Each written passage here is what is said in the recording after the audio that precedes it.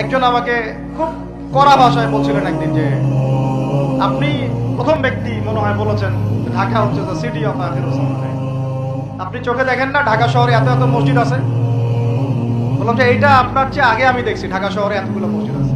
আমার কাছে হিসাব করা আছে কয়টা মসজিদ ঢাকায় আছে। তাহলে আপনি বললেন যে এটা সিটি অফ আখিরুজ জামান। বললাম ঢাকা শহরে এতগুলো যে মসজিদ আছে কত বছর থেকে আছে? বলছে 50, 60, 70 বছর থেকে। বললো 70 বছরে কোরআনের আপনি একটা বিধান বাস্তবায়ন করতে পারছেন ঢাকায়? বলেন পারছেন? ঢাকা শহরে কি চোরের হাত কাটা হয়? ঢাকা শহরে কি যে জেনার শাস্তি দেওয়া হয়? মদ পান করলে 40 লাঠি দেওয়া হয়? ব্যভিচার করলে রজম দেওয়া হয়? সমকামিতা করলে রজম দেওয়া হয়? ধর্ষণ করলে প্রকাশ্য মৃত্যুদণ্ড দেওয়া হয়? মসজিদ দিয়ে কি করবেন আপনি? বলেন এতগুলো মসজিদ দিয়ে কি করবেন?